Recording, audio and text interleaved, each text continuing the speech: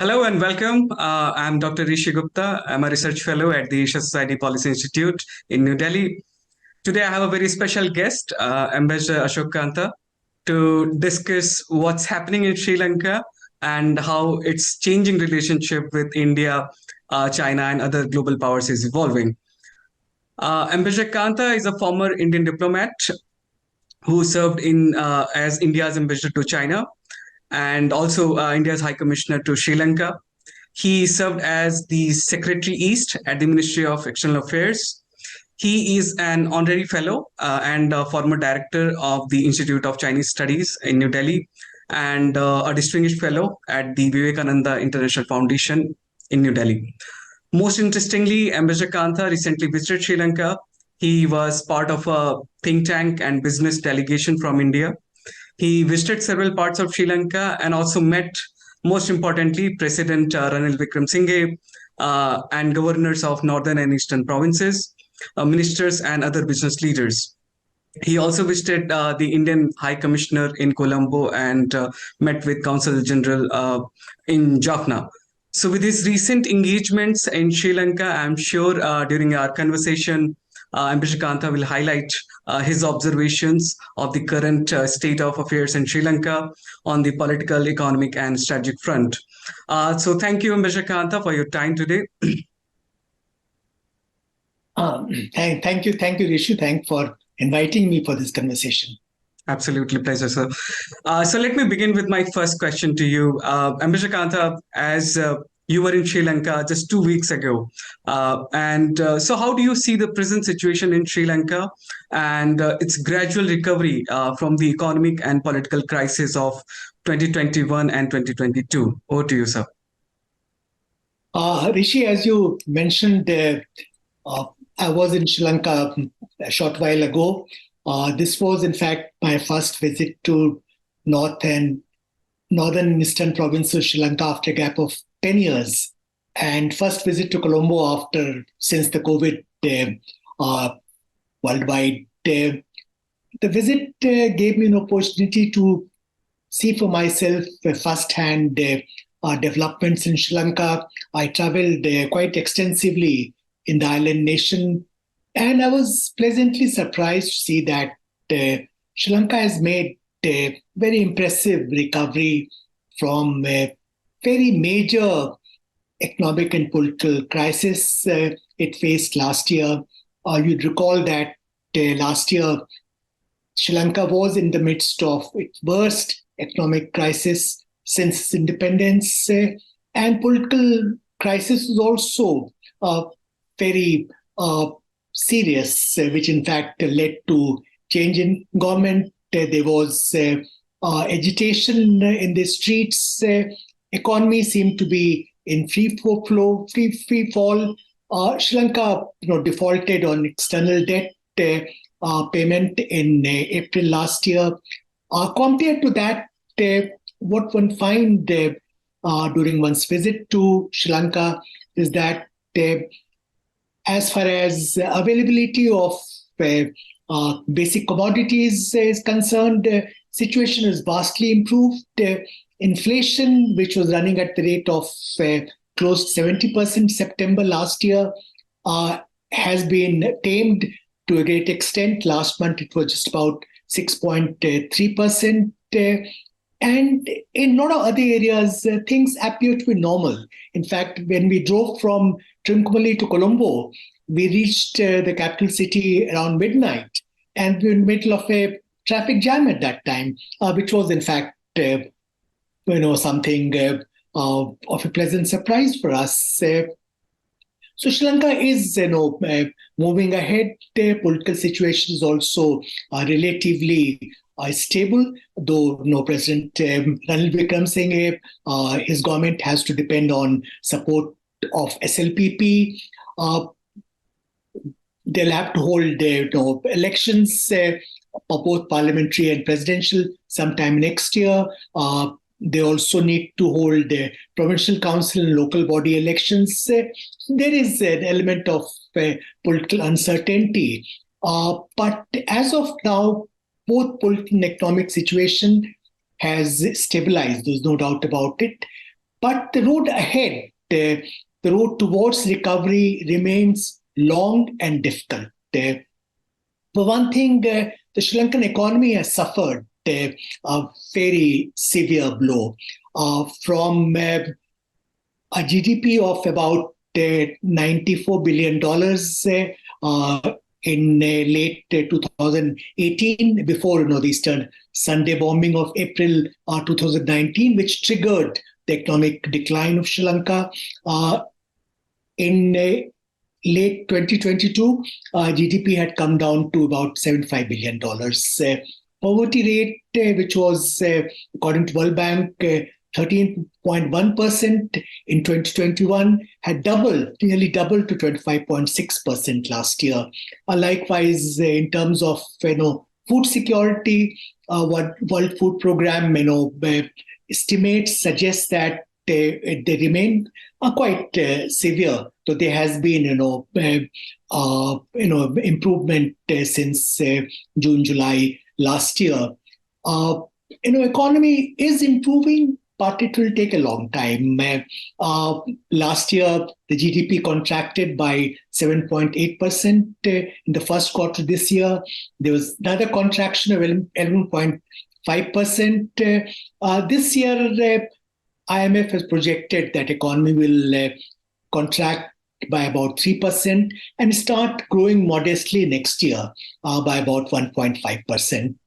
But this is going to be a difficult process. The structural problem in Sri Lankan economy, which contributed to Sri Lanka's economic crisis, remain around.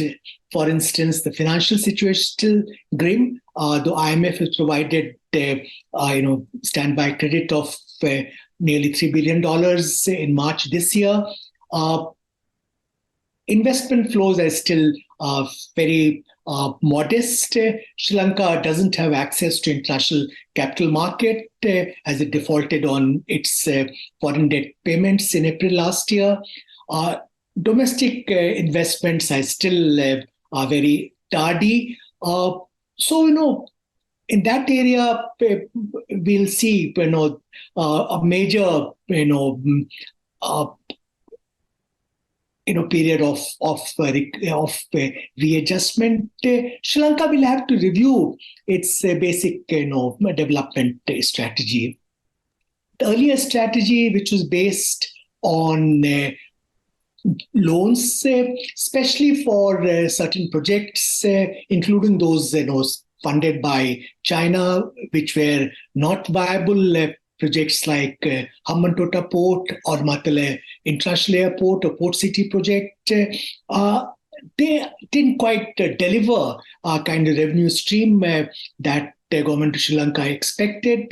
They'll have to move towards a more viable developmental strategy, which will have to be based on Sri Lanka's strengths. Its very impressive human development endowments, which remain the best in South Asia, its strategic geography, and most importantly, its proximity to India.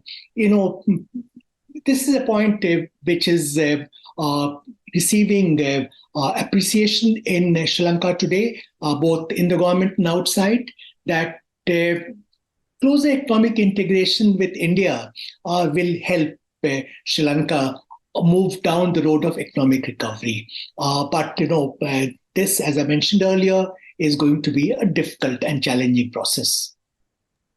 Thank you so much, sir, for highlighting your observations, as well as it's good to hear that Sri Lanka is on the way to recovery.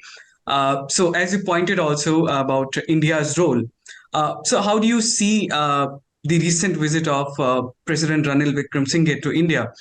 And could you highlight the outcomes of the visit and how India's financial assistance to Sri Lanka has helped New Delhi to strengthen its strategic presence in the island nation, which I'll say for quite some time was challenged by China? Over to you, sir. Rishi, one point I would like to highlight is that India has stepped in as the first responder during Sri Lanka's economic crisis, not to make any strategic gains, but given the nature of India-Sri Lanka relations, the fact that the two countries have very special, relationship based both on, civilizational bonds, affinities and linkages of society, as also contemporary, connectivities. This is something which made it very natural for us to step in as Sri Lanka's closest neighbor.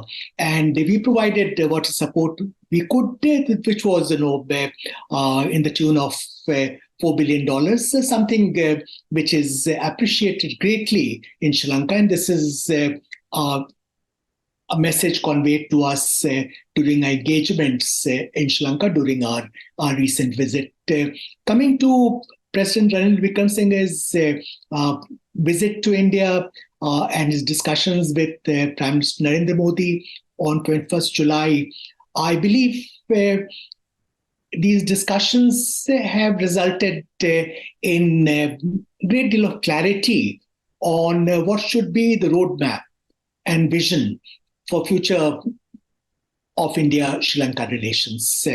As you know, our vision document was also released on 21st July, which is based on increasing connectivities between India and Sri Lanka in different areas, physical connectivity, digital connectivity, people-to-people connectivity, improving tourism, encouraging greater flow of investment from India into Sri Lanka, and several, very concrete and specific initiatives have been identified.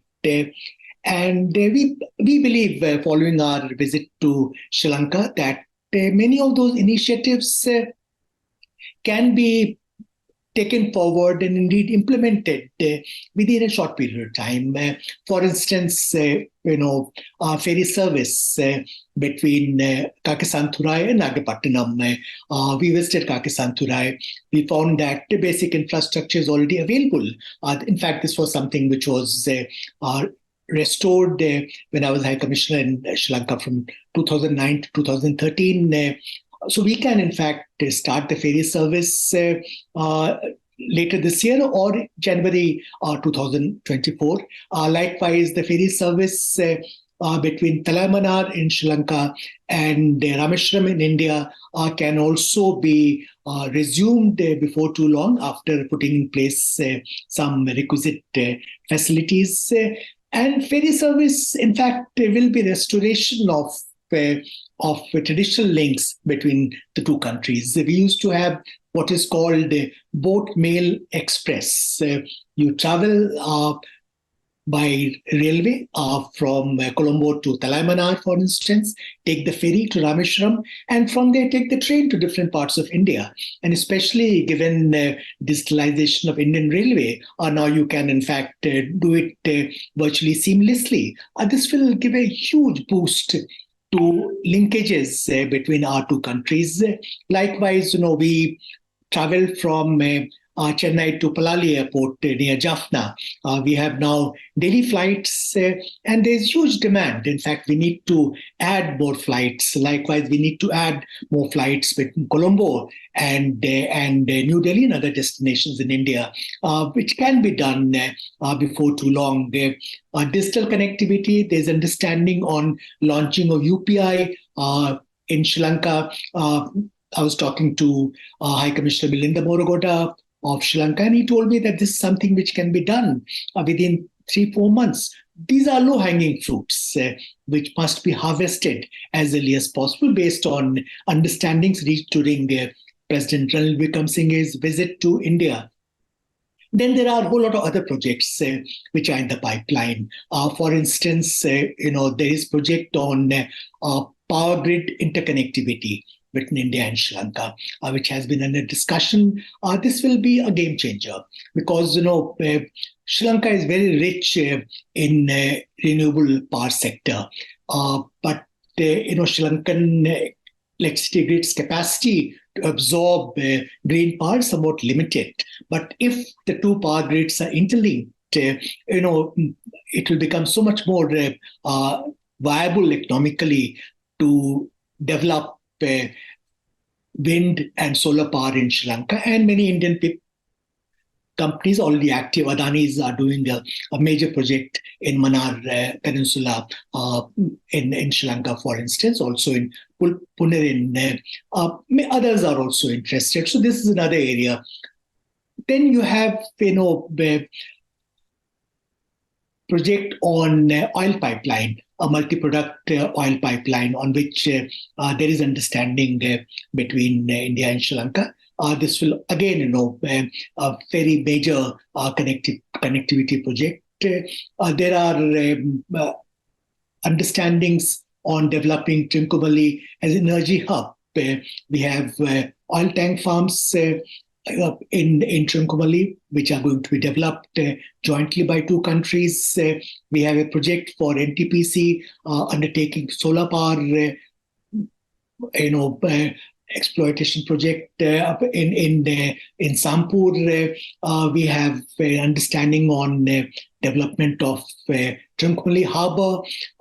These are all very important projects which will contribute immensely to economy of Sri Lanka. And then we have a project which was announced during President Ranil Wickremesinghe's visit to India on land connectivity between India and Sri Lanka, putting in place a connectivity corridor. This is something which has been discussed for quite some time, and this will lead to a real quantum leap in economic engagement in India and Sri Lanka, because then ports like Colombo, Trincomalee, Kakesanthurai will be linked to southern India, and movement of people and goods will be facilitated to a great extent. What I'm suggesting is that there are all these ideas which are doable, which need to be done, but they should be implemented with a sense of urgency. In parallel, we need to encourage Indian private sector to invest more in Sri Lanka. This will require fast tracking negotiations on ETCA, Economic and Technical Cooperation Agreement, which has been under discussion for quite some time. Tourism inflows have picked up in Sri Lanka quite a bit in the last 2 months. In fact, months of June and July showed growth in excess of 200% in tourist arrivals in Sri Lanka, and India is the number one source country for tourism in Sri Lanka. So these are all possibilities. Potential is immense. Sri Lanka can emerge as a very vibrant hub economy, closely linked with India, something which will be mutually beneficial for both countries. But there's also a recognition in Sri Lanka, which was conveyed to us during our visit, as also during visit of President Sri Lanka to India, that the economic and strategic interests of India and Sri Lanka are closely intertwined, and something both sides must pay close attention to. So major points will be, I think, connectivity, power, and time-bound delivery. I think that's what India can do. So coming to last leg of my questions. So soon after President Wickremesinghe's visit to India, we saw French President Emmanuel Macron visiting Sri Lanka, the first ever visit by any French president in last 7 decades of their bilateral ties. And again, the Japanese Foreign Minister Hayashi also arrived in Sri Lanka. So against this backdrop, I have two questions. One is, how do you see these recent engagements, and how will it impact on China's deep-rooted presence in Sri Lanka, considering all three, India, Japan, France, have openly raised their concerns about Chinese activities in the Indo-Pacific region, where Sri Lanka plays an important role? Rishi, let me first, clarify one point. India stepped in Sri Lanka as the first responder, given the history and contemporary realities of our relationship with that country. And it's a relationship which is very unique, multifaceted, dynamic, with commitment on both sides. Something I've seen firsthand during 3 years and 8 months I spent as India's High Commissioner to Sri Lanka. So we should not look at our role in Sri Lanka primarily in the context of our concerns about China's growing footprint in our neighborhood, including in Sri Lanka. Today, when we talk about greater connectivity, more vibrant economic engagement, more vibrant people links between India and Sri Lanka, this is something both sides will benefit from, and not as a sort of antidote to China. Likewise, Japan and Sri Lanka have enjoyed very strong links in the past. France also has been an active partner country of Sri Lanka. In fact, today, when debt restructuring talks are taking place between Sri Lanka and 17 partner countries, it's India, Japan, and France which are co-chairing the common platform. That also shows, interest on part of these three countries in ensuring that debt restructuring process moves ahead, as quickly as possible, because that is a prerequisite for expediting Sri Lanka's economic recovery, for ensuring that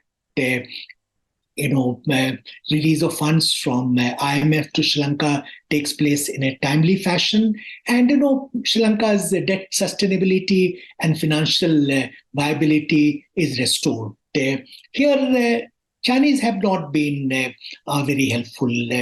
As you are aware, China was dragging its feet when it came to giving assurances to IMF on debt restructuring. It has participated in this common platform held by India, Japan, and France as an observer. It has not joined, this dialogue as a member, whereas all other countries expect that any debt restructuring must be undertaken transparently and on the basis of comparable treatment. Same treatment being given to all lender countries. China is still favoring bilateral track in these discussions with Sri Lanka, which is in fact delaying the debt restructuring process. Now, coming to our concerns relating to Sri Lanka, you are aware of relating to China in our neighborhood, especially Sri Lanka. You are aware that there are strategic concerns. As I mentioned earlier, there is recognition in both India and Sri Lanka that the security and strategic interests of the two countries are interlinked, and that both sides must pay close attention to these common concerns and interests. China has not been very mindful of our sensitivities in this regard. When we look at the genesis of Sri Lanka's economic crisis, there were many factors, domestic and external. But one of the contributing factors was China's economic engagement, the nature of China's economic engagement in Sri Lanka. It provided loans mostly at commercial rates for projects like Hambantota Port or Matale International Airport, which are not commercially viable, or even Port City project. Terms of this project is heavily in favor of China to the detriment of Sri Lanka. Sri Lankan government had to hand over Hambantota Port to China on a 99-year lease because inability to service the debt. So there is this what is sometimes referred to a debt trap in which Sri Lanka found itself. Looking ahead, I think China will play an important role. It's the second largest economy in the world, but it needs to be more enlightened in its approach rather than looking for projects which do not quite benefit the partner countries, projects like Hambantota Port. And it should also be more mindful of countries like India when it comes to their security and strategic interests. This is a matter which will continue to be discussed, but the salience of China factor in our overall relationship with China, with Sri Lanka, and the fact that we are heavily invested in that relationship, strongly engaged with long-term commitment to Sri Lanka, China factor should not be exaggerated, overemphasized. Thank you so much, sir, for this insightful discussion.